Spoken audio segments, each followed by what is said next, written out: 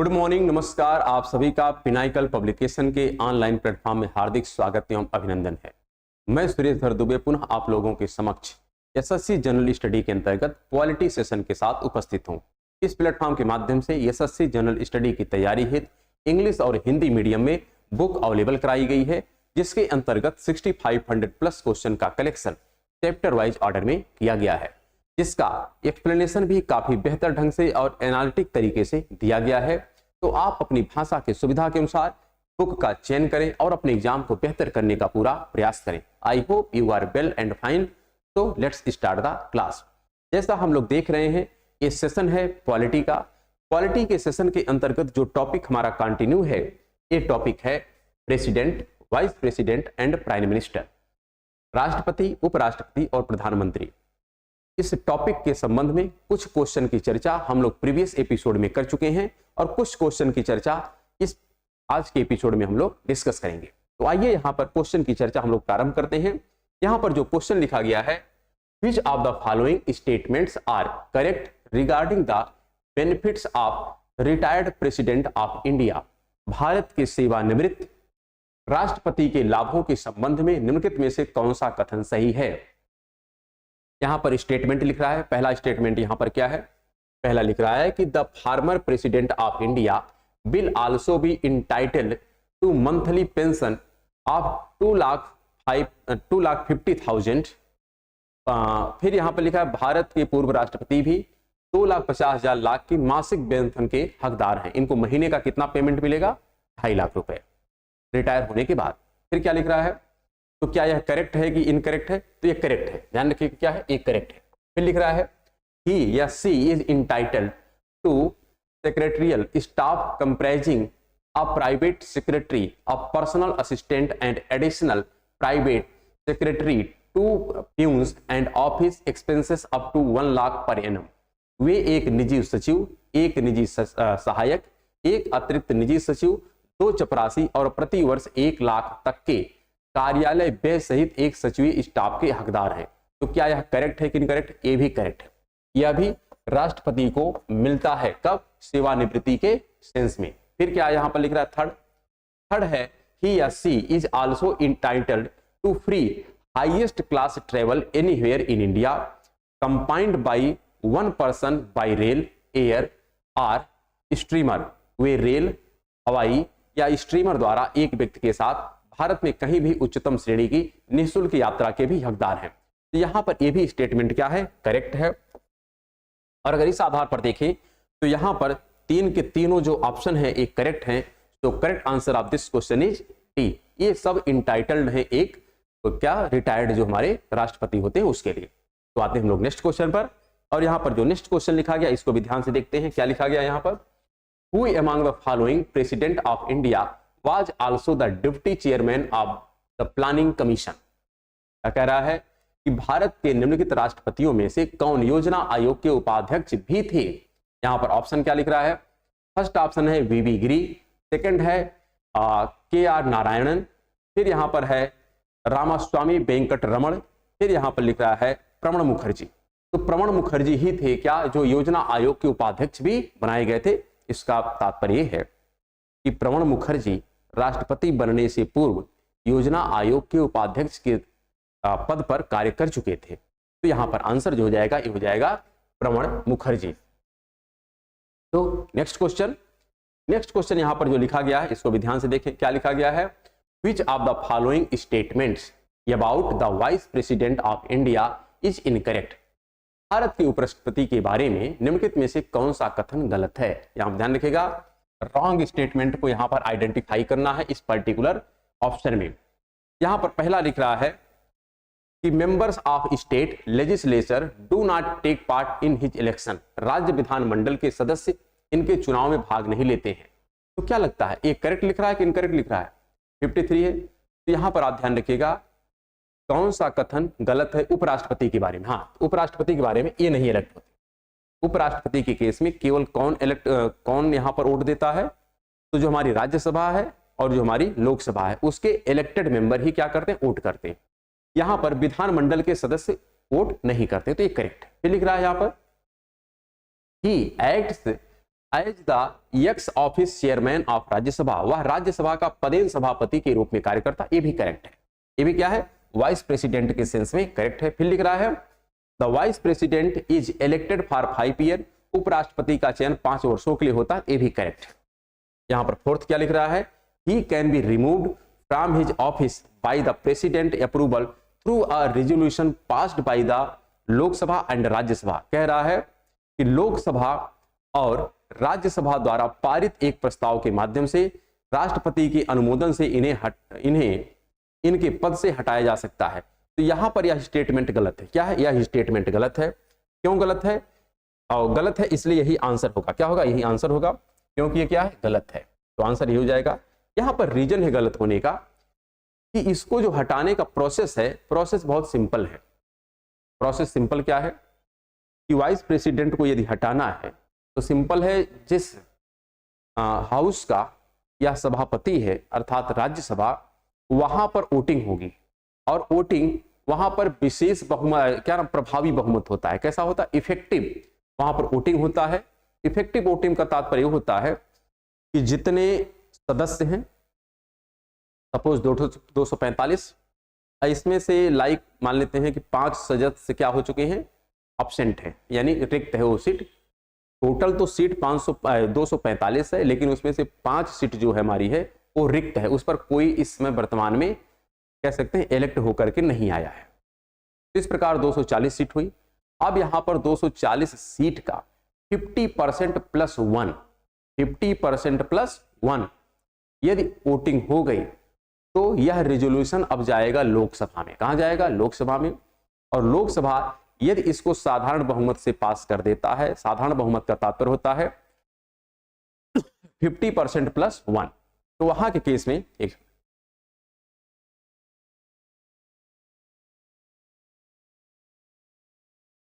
साधारण बहुमत का तात्पर्य होता है 50% प्लस 1, वोटिंग और प्रेजेंट का 50%। तो यहां पर पहले राज्यसभा में जाता है। राज्यसभा में जो यहां पर वोटिंग होती है कैसी होती है, तो इफेक्टिव वोटिंग होती है। कैसी होती है, इफेक्टिव वोटिंग होती है। इफेक्टिव वोटिंग में इसको कितना मिलना चाहिए, 50% प्लस 1। इसके पश्चात ये जाता है लोकसभा में। लोकसभा में वोटिंग यहां पर प्रेजेंट प्लस वोटिंग का 50% प्लस 1 यदि हो गया तो यह रेजोल्यूशन पास हो जाएगा और ऐसे कंडीशन में प्रेसिडेंट को पद से हटा दिया जाएगा। यहां पर जो ये लिखा है ना, he can removed from his office by president approval through a resolution passed by Lok Sabha and Rajya Sabha, ऐसा नहीं है। लोकसभा से पास किया जाएगा लेकिन ऑर्डिनरी बिल से। कैसा, ऑर्डिनरी होगा।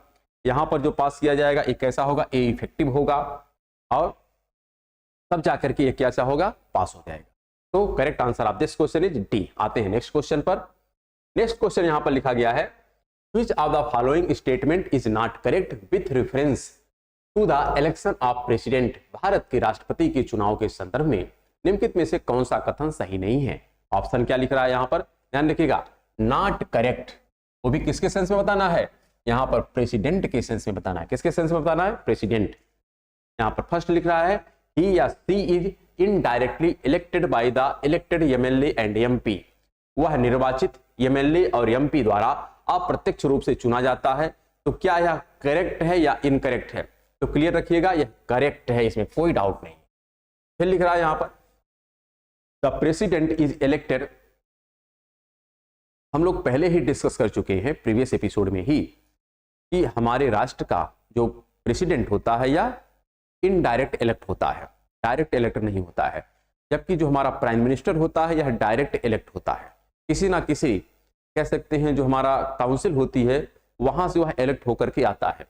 जो लोकसभा की सीट होती है, राज्यसभा की जो सीट होती है, कहीं न कहीं से वह इलेक्ट होकर के ही आता है, फिर जाकर के उसको प्रधानमंत्री बनाया जाता है। लेकिन प्रेसिडेंट के केस में ऐसा कुछ भी नहीं। तो यहां पर दूसरा लिखा है, the president is elected for a period of 5 year. राष्ट्रपति का चुनाव 5 वर्ष की अवधि के लिए किया जाता है। तो ये भी करेक्ट है, कोई डाउट नहीं है। फिर लिख रहा है, all doubts and dispute in connecting with the president election can be inquired into and decided by both the supreme court and the high court. यहां पर सेंटेंस सही था लेकिन लास्ट में इन्होंने जोड़ दिया शब्द क्या, हाई कोर्ट। तो हाई कोर्ट में जाता है नहीं मैटर, कहां जाता है यह matter, only and only supreme court में यह मैटर जाता है। इस पर्टिकुलर केस के कारण ये क्या हो जाएगा, यह गलत हो जाएगा। क्या हो जाएगा, गलत हो जाएगा। और यदि गलत हो गया तो यह इनकरेक्ट स्टेटमेंट है, और इनकरेक्ट है तो क्या हो जाएगा, यही इस पर्टिकुलर क्वेश्चन का आंसर हो जाएगा। यहां पर फोर्थ लिख रहा है the election takes place in accordance with the principle of proportional representation, चुनाव आनुपातिक प्रतिनिधित्व के सिद्धांत के अनुसार होता है। ये भी करेक्ट है। यहां पर इनकरेक्ट आपका सी है, सो करेक्ट आंसर आप सी। आते हैं नेक्स्ट क्वेश्चन पर।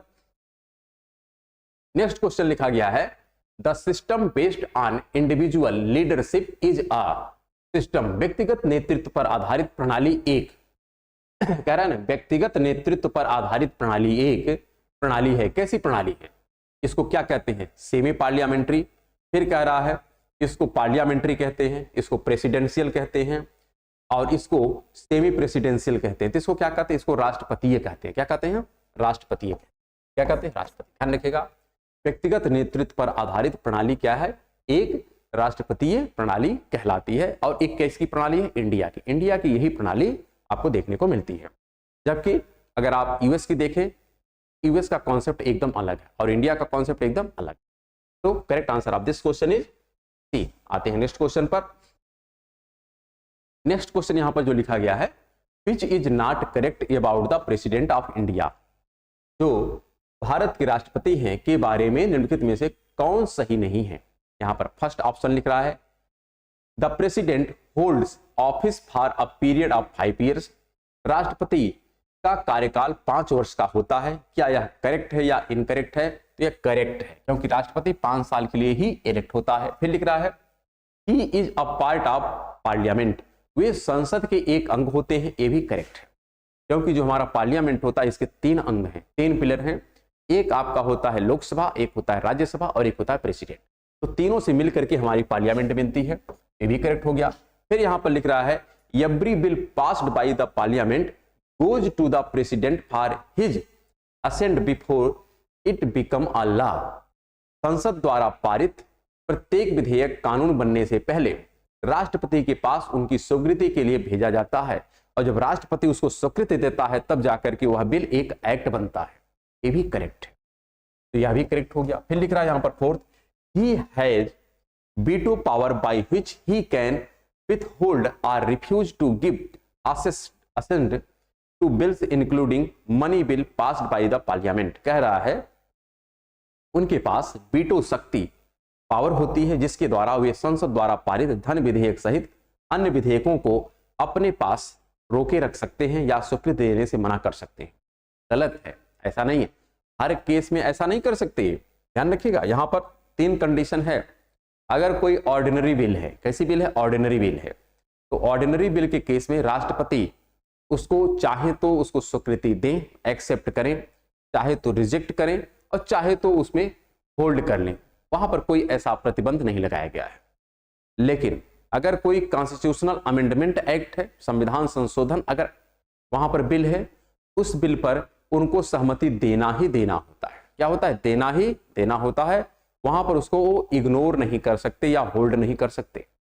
वहीं पर अगर कोई मनी बिल है, कैसा बिल है, मनी बिल है, इस केस में प्रेसिडेंट के पास केवल 2 पावर है, या तो उसको रिजेक्ट कर दें या तो उसको एक्सेप्ट कर दें। उसको होल्ड नहीं कर सकते, होल्ड नहीं कर सकते। तो यहां पर जो लिख रहा है उनके पास वीटो शक्ति पावर होती है, जिसके द्वारा वे संसद द्वारा पारित धन विधेयक सहित अन्य विधेयकों को अपने पास रोक रख सकते हैं या रोक नहीं सकते। स्वीकृति ना दे ये बात ठीक है, रिजेक्ट कर दे चलेगा, लेकिन रोकना नहीं है। तो यहां पर क्या हो जाएगा, एक आपका स्टेटमेंट रॉन्ग है, इसलिए इस पर्टिकुलर केस का यह करेक्ट आंसर होगा। तो हम लोग आते हैं नेक्स्ट क्वेश्चन पर। नेक्स्ट क्वेश्चन लिखा गया है the emolument and allowance of the president and other expenditure relating to his office is charged on the of India। राष्ट्रपति की प्रलब्धियां तथा भत्ते और उनके कार्यालय से संबंधित अन्य व्यय भारत के या भारत की में प्रभारित किए जाते हैं। कहां से ये फंड जारी किया जाता है, ये फंड कहां से रिलीज होता है। ऑप्शन यहां पर है कंटिजेंसी फंड, आकस्मिकता का निधि। फिर सेकंड ऑप्शन लिख रहा है एस्टिमेट्स फंड यानी प्राक्कलन निधि। फिर लिख रहा है कंसोलिडेटेड फंड, संचित निधि। फिर लिख रहा है यहाँ पर पब्लिक अकाउंट फंड, लोक लेखा कोष। तो यहां पर जो करेक्ट आंसर हो जाएगा ये हो जाएगा कंसोलिडेटेड फंड। संचित निधि से ही ये सारे खर्चे व्यय किए जाते हैं। एक्सपेंडिचर कहां से होता है? हमारा कंसोलिडेटेड फंड है, यहां से। तो correct answer of this question is C. आते हैं नेक्स्ट क्वेश्चन पर। नेक्स्ट क्वेश्चन यहां पर लिखा गया है, who appoints the attorney general of India. Who appoints attorney general of India. Bharat के महान्यायवादी की नियुक्ति कौन करता है? ऑप्शन क्या यहां पर लिखा गया? फर्स्ट ऑप्शन है chief justice of supreme court, सर्वोच्च न्यायालय के मुख्य न्यायाधीश ऐसा करते हैं। फिर लिख रहा है प्राइम मिनिस्टर ऐसा करते हैं। फिर लिख रहा है प्रेसिडेंट ऐसा करते हैं। फिर लिख रहा है minister of law and justice, विधि और न्याय मंत्री ऐसा करते हैं। किसके पास पावर? तो पावर बहुत सिंपल है, किसके पास है? प्रेसिडेंट के पास है। तो लोक लेखा यहां पर क्या, भारत के महान्यायवादी को इलेक्ट करता है। तो इलेक्ट क्या करता है? यानी अपॉइंट करता है। इलेक्ट तो बात हो जाती है जहां पर जनता का मत होता है, सिटीजन का जहां पर वोट होता है, वो होता है इलेक्ट। लेकिन ऐसे ही किसी को अगर नॉमिनेट कर दिया जाए, अपॉइंट कर दिया जाए, तो वो अपॉइंट के दायरे में आता है। यहां पर करेक्ट आंसर हो जाएगा सी। नेक्स्ट क्वेश्चन यहां पर लिखा गया है, which is not correct about the power of chief minister. निम्नलिखित में से कौन सा कथन मुख्यमंत्री की शक्तियों के बारे में सही नहीं? क्लियर रखिएगा, चीफ मिनिस्टर के शक्ति के बारे में सही नहीं है। क्लियर है? यहां पर फर्स्ट लिख रहा है all allocated portfolio among minister, वे मंत्रियों के सभी विभागों का आवंटन करते हैं। करेक्ट है, इसमें कोई डाउट नहीं है। मुख्यमंत्री भी यही कार्य करता है, यही प्रधानमंत्री भी करता है, तो यहां पर कोई डाउट नहीं, एक करेक्ट। फिर लिख रहा है he presides over the meeting of the council of ministers, वे मंत्रिपरिषद की बैठकों की अध्यक्षता करते हैं। ये भी करेक्ट है, इसमें भी कोई डाउट है नहीं। और फिर यहां पे लिख रहा है थर्ड ऑप्शन है व्हेन ही रिजाइन्स और dies it has no effect in functional of the council of minister, जब ये त्याग पत्र दे देते हैं या उनकी मृत्यु हो जाती है, इसका मंत्रिपरिषद के कामकाज पर कोई प्रभाव नहीं पड़ता है। क्या यह करेक्ट है? यहाँ पे क्वेश्चन पूछ रहा है, तो यह करेक्ट नहीं है, क्योंकि कामकाज पर प्रभाव तो पड़ेगा ही पड़ेगा, क्योंकि उनकी प्लेस पर किसी ना किसी को चीफ मिनिस्टर बनाना ही पड़ेगा, तो इफेक्ट तो आना यहाँ पर तय है। तो यहाँ पर ये क्या हो गया? ए रॉन्ग है, और रॉन्ग है इस आधार पर ये क्या हो जाएगा? करेक्ट आंसर है। फोर्थ लिखा गया है the governor appoints minister on his recommendation, राज्यपाल उनकी सिफारिशों पर मंत्रियों की नियुक्ति करता है, ये भी करेक्ट है। तो यहां पर इनकरेक्ट स्टेटमेंट जो है only third, so he is the right answer of this question. Next question, यहां पर नेक्स्ट क्वेश्चन जो लिखा गया है, who among the following is not appointed by the president of India, निम्नलिखित में से किसे भारत के राष्ट्रपति द्वारा नियुक्त नहीं किया जाता है। यहां पर ऑप्शन लिख रहा है, फर्स्ट ऑप्शन यहां पर क्या है? फर्स्ट ऑप्शन है एम्बेसडर एंड हाई कमिश्नर। क्या? एम्बेसडर एंड हाई कमिश्नर, राजदूत और उच्चायुक्त। क्या इसको राष्ट्रपति नियुक्त नहीं करता है? क्या नियुक्त करता है? क्या करता है? नियुक्त करता है। तो ठीक। फिर लिख रहा है comptroller and auditor general of India, Bharat के नियंत्रक महालेखा परीक्षक की भी नियुक्ति कौन करता है? राष्ट्रपति करता है। तो ये भी तो सही, गलत तो है नहीं। फिर लिख रहा है अटॉर्नी जनरल ऑफ इंडिया, इसकी भी नियुक्ति तो राष्ट्रपति ही करता। फिर लिख रहा है solicitor general of India, Bharat के सॉलिसिटर जनरल ऑफ इंडिया की नियुक्ति राष्ट्रपति करता है। क्या? नहीं, राष्ट्रपति इसको नहीं करता है, तो इसकी नियुक्ति राष्ट्रपति द्वारा नहीं की जाती है, इसलिए क्या हो जाएगा? यही करेक्ट आंसर हो जाएगा ऑफ दिस क्वेश्चन। आते हैं हम लोग नेक्स्ट क्वेश्चन पर। यहां पर नेक्स्ट क्वेश्चन जो लिखा गया है, according to the constitution of India the executive power of the state shall be vested in the, meaning क्या है? भारत के संविधान के अनुसार राज्य की कार्यकारी शक्ति में निहित होगी। क्या निहित होगा? ऑप्शन यहां पर लिख रहा है प्रेसिडेंट ऑफ इंडिया, फिर लिख रहा है गवर्नर ऑफ स्टेट, फिर लिख रहा है chief minister of the state. क्या लिख रहा है? Chief minister of the state. फिर लिख रहा है advocate general of the state. यहां पर आप क्लियर रखिएगा, राज्य की कार्यकारी शक्ति, जैसे सेंटर की सभी जो शक्तियां होती हैं यह प्रेसिडेंट में निहित होती हैं, उसी प्रकार जो स्टेट होता है वहां की सारी पावर किसके अंदर कंसंट्रेट होती है? तो गवर्नर के पास। किसके पास होती है? गवर्नर के पास होती है। तो यहां पर जो करेक्ट आंसर हो जाएगा क्या हो जाएगा? बी हो जाएगा। आते हैं हम लोग नेक्स्ट क्वेश्चन पर। यहां पर जो नेक्स्ट क्वेश्चन लिखा गया है इसको भी हम लोग ध्यान से देखते हैं। क्या लिखा गया है? A candidate seeking election as vice president is required to make a security deposit of, कह रहा है राष्ट्रपति के रूप में चुनाव लड़ने के इच्छुक उम्मीदवार को सुरक्षा जमा के तौर पर कितनी राशि यहां पर जमा करनी होती है, जिसको हम कहते हैं या जमानत जब्त, यही जमानत राशि होती है। और यदि आप एक निश्चित कह सकते हैं अगर वोट नहीं गेन कर पाते हैं तो आपकी यह राशि जो है वापस नहीं होगी और राशि जब्त कर ली जाती है, नहीं तो इलेक्शन के पश्चात काउंटिंग के पश्चात आपकी यह राशि वापस कर दी जाती है। यहाँ पे कह रहा है यह मिनिमम जो अमाउंट है कितना होता है, 25,000, फिर लिख रहा है 20,000, 30,000 एंड 15,000। तो यहाँ पर जो है ये कितना है 15,000 रिक्वायर्ड होता है जब आप इलेक्शन लड़ने जाते हैं किसका, वाइस प्रेसिडेंट का। तो करेक्ट आंसर यहाँ पर हो जाएगा डी। आते हैं हम लोग नेक्स्ट क्वेश्चन पर, और यहाँ पर नेक्स्ट क्वेश्चन लिखा गया है टू होम कैन द जज of supreme court address his her resignation letter. सर्वोच्च न्यायालय का न्यायाधीश अपना त्याग पत्र किसे संबोधित करता है, अर्थात किसके संबंध में यह अपना रेजिग्नेशन लेटर देता है।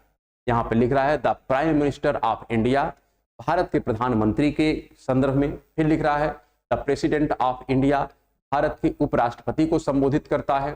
फिर लिख रहा है the chief justice of India, Bharat के मुख्य न्यायाधीश को एड्रेस करता है। और फोर्थ लिख रहा है the law minister of India, Bharat के कानून मंत्री को एड्रेस करके यह देता है। यहाँ पर जो करेक्ट होगा यह प्रेसिडेंट को एड्रेस करके लेटर देता है। किसको, प्रेसिडेंट को एड्रेस करके अपना रेजिग्नेशन लेटर देता है। तो करेक्ट आंसर इज यहाँ पर क्या हो जाएगा, बी हो जाएगा।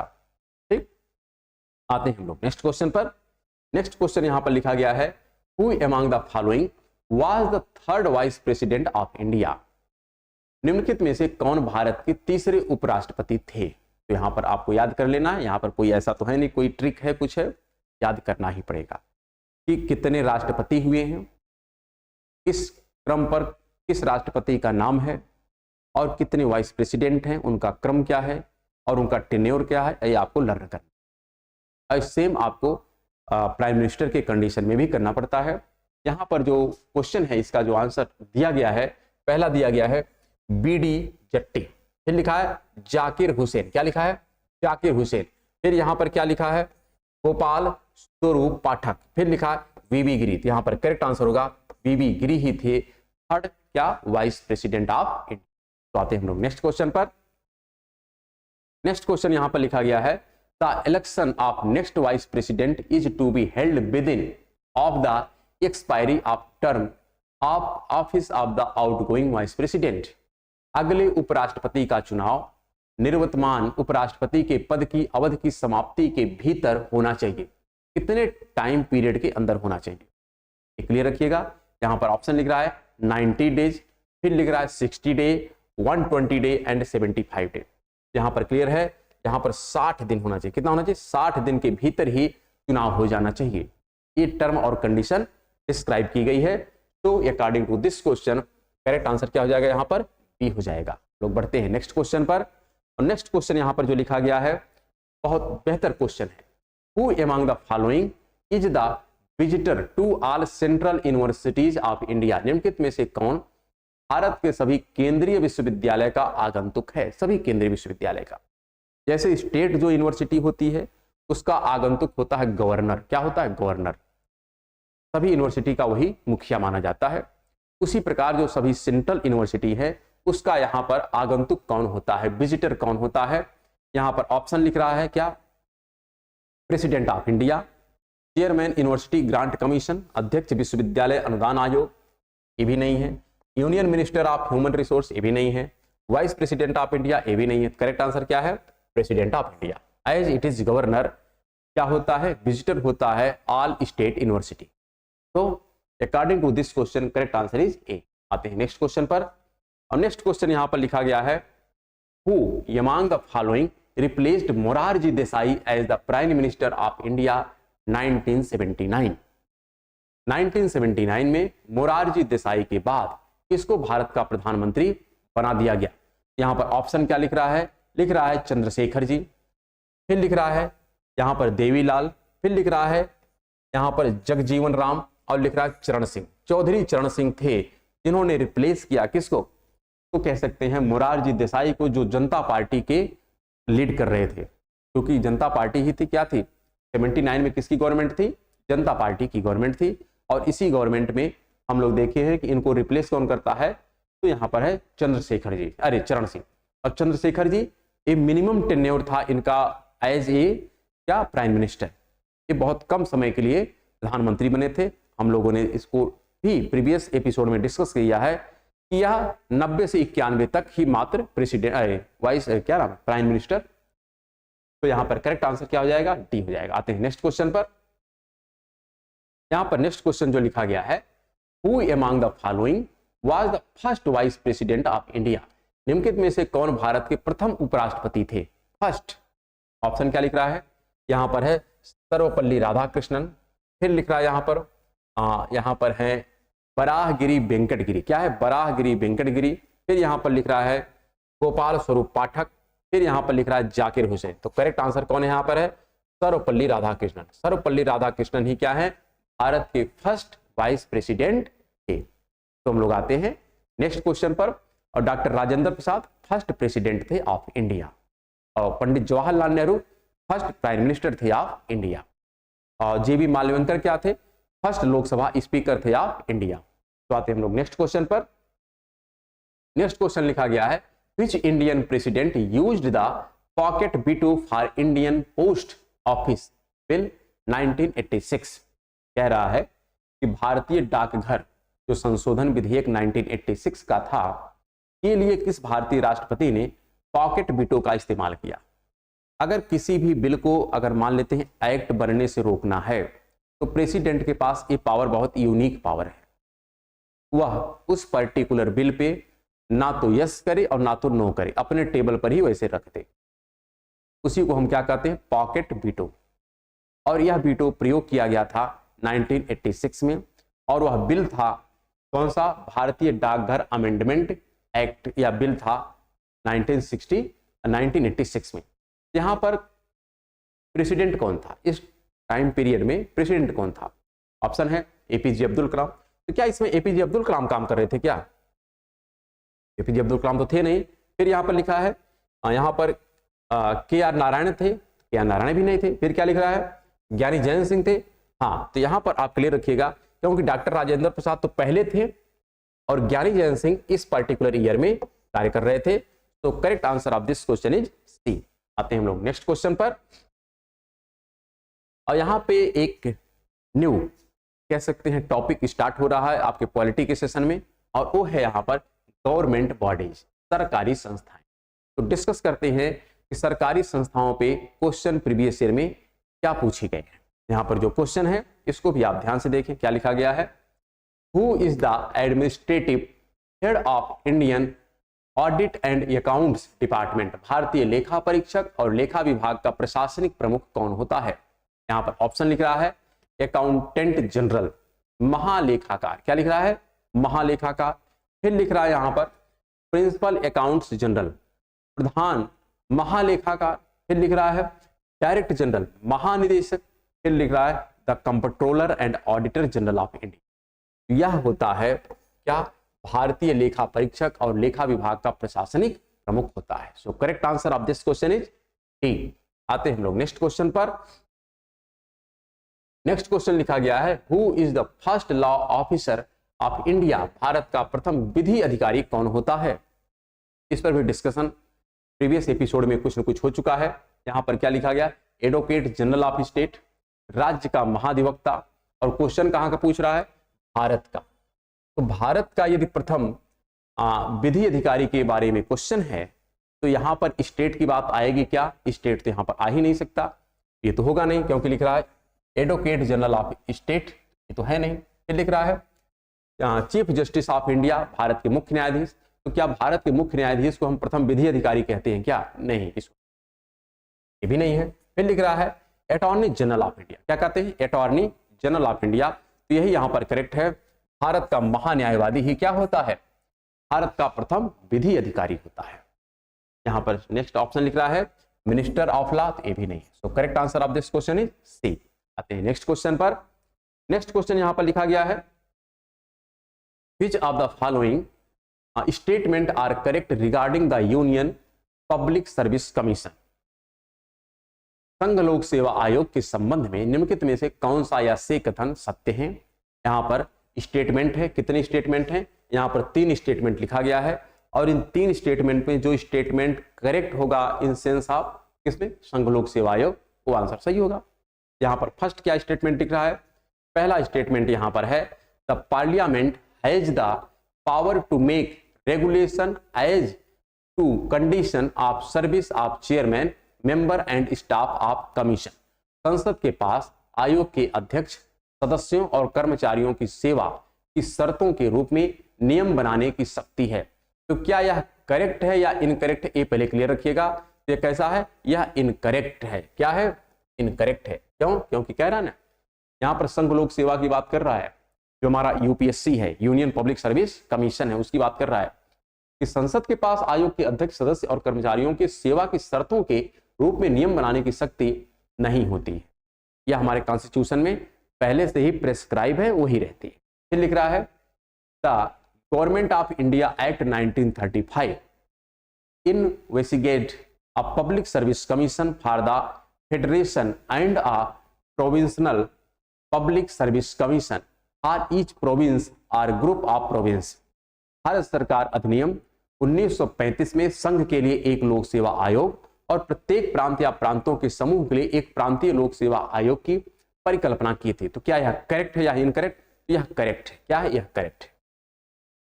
फिर कह रहा है the federal public service commission came to known as the union public service commission by virtual of clause 1 of article 378 of the constitution in 1950। भारतीय यानी संघीय लोक सेवा आयोग को 1950 में संविधान के अनुच्छेद नंबर 378 के खंड 1 के आधार पर संघ लोक सेवा आयोग के नाम से जाना जाता है। ये भी करेक्ट है। यहीं से इसका नाम पड़ गया क्या, संघ लोक सेवा आयोग। और यहां पर ऑप्शन क्या सही हो जाएगा, यहां पर केवल पी एंड सी आज करेक्ट होगा। यहां पर ऑप्शन आपका आ जाएगा सी वाला। कौन सा हो जाएगा, सी वाला। तो हम लोग आते हैं नेक्स्ट क्वेश्चन पर। यहां पर कुछ क्वेश्चन होते हैं जो काफी लंबे होते हैं, पढ़ने में ही बहुत ज्यादा टाइम लग जाता है। तो बस एक ही रिक्वेस्ट रहती है, बुक आप 100% प्रेफर करें, क्योंकि बुक में जो एनालिसिस किया गया है आंसर का, काफी बेहतर ढंग से किया गया। और बुक के साथ यदि आप वीडियो देखते हैं तो आपका कॉन्सेप्ट एकदम क्रिस्टल क्लियर हो जाए।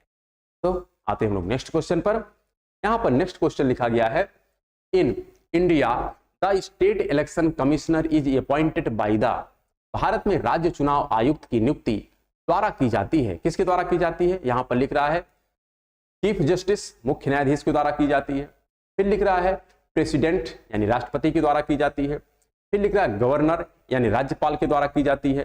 फिर लिख रहा है मुख्यमंत्री यानी चीफ मिनिस्टर के द्वारा की जाता है। तो यहां पर आप क्लियर रखिएगा, भारत में राज्य चुनाव आयुक्त की बात कर रहा है। राज्य यानी स्टेट, राज्य यानी स्टेट। यहां पर राज्य में चुनाव आयुक्त की नियुक्ति कौन करता है, तो इसको करता है गवर्नर। कौन करता है, गवर्नर। एक गवर्नर के पास पावर होती है। किसके पास होती है, गवर्नर के पास होती है। तो next question is the chairman of a state public service commission can be removed by the order of the. राज्य लोक सेवा आयोग के अध्यक्ष को के आदेश द्वारा हटाया जा सकता है। किसके आदेश द्वारा हटाया जा सकता है, तो क्लियर रखिएगा, ये पॉइंट करने का यहां पर जो रिस्पॉन्सिबिलिटी है वो तो गवर्नर को है, लेकिन हटाने की जो पावर है वह गवर्नर के पास नहीं है। संघ लोक सेवा आयोग हो चाहे राज्य लोक सेवा आयोग हो, इसके अध्यक्ष को हटाने की पावर केवल और केवल प्रेसिडेंट के पास होती है। किसके पास होती है, प्रेसिडेंट के पास होती है। हाईली प्रोटेक्टेड यह पावर होती है। यहां पर कह रहा है कि यह पावर प्रेसिडेंट के पास, प्राइम मिनिस्टर के पास होती है क्या, नहीं। क्या यह पावर प्रेसिडेंट के पास होती है, तो हाँ। गवर्नर के पास होती है, नहीं। मुख्यमंत्री के पास होती है, नहीं। यहां पर करेक्ट आंसर क्या हो जाएगा, यह पावर किसके पास होती है, राष्ट्रपति के पास होती है। तो आते हैं हम लोग नेक्स्ट क्वेश्चन पर। नेक्स्ट क्वेश्चन यहां पर लिखा गया है and last question of this episode, that is which of the following statements is are correct regarding the finance commission of India. Bharat के वित्त आयोग के संबंध में निम्नलिखित में से कौन सा या से कथन सत्य है। यहां पर फर्स्ट लिख रहा है द फाइनेंस कमीशन। क्लियर रखिएगा, सत्य को हमको सेलेक्ट करना है जो करेक्ट है, और वो भी किसके केस में, वित्त आयोग के सेंस में। किसमें, वित्त आयोग के सेंस में जो करेक्ट है उसको आइडेंटिफाई करना है।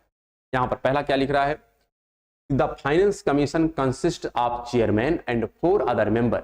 वित्त आयोग में एक अध्यक्ष और 4 अन्य सदस्य होते हैं। क्या यह करेक्ट है? क्या नहीं, यहाँ पर लिख रहा है हाँ, एक करेक्ट है। यहाँ पर वित्त आयोग में एक अध्यक्ष होता है और 4 अन्य सदस्य होते हैं, तो एक करेक्ट है, इसमें कोई डाउट नहीं। फिर क्या लिख रहा है? The recommendation made by the finance commission are binding on the government and government needs to grant fund according to the advice of commission. देखो, कोई भी अगर आयोग बनता है तो उसके कोई भी रिकमेंडेशन बाध्यकारी नहीं होते हैं, ऑप्शनल होते हैं, चाहे तो एक्सेप्ट किया जाए चाहे ना किया जाए। तो क्या है? एक गलत है, ऐसा कुछ भी नहीं है। फिर लिख रहा है article number 280 of the Indian constitution talk about the recommendation of finance commission. भारतीय संविधान का अनुच्छेद 280 वित्त आयोग की सिफारिशों के बारे में चर्चा करता है, तो ये भी यहाँ पर इनकरेक्ट है। तो यहाँ पर करेक्ट केवल कौन सा है? फर्स्ट करेक्ट है स्टेटमेंट। इस आधार पर अगर आंसर हम देखें, यहाँ पर आंसर हो जाता है सी इज करेक्ट। और यहाँ पर हम लोग इस एपिसोड को क्या करते हैं? विराम देते हैं, और हम लोग मिलेंगे नेक्स्ट एपिसोड में। तब तक के लिए नमस्कार, धन्यवाद।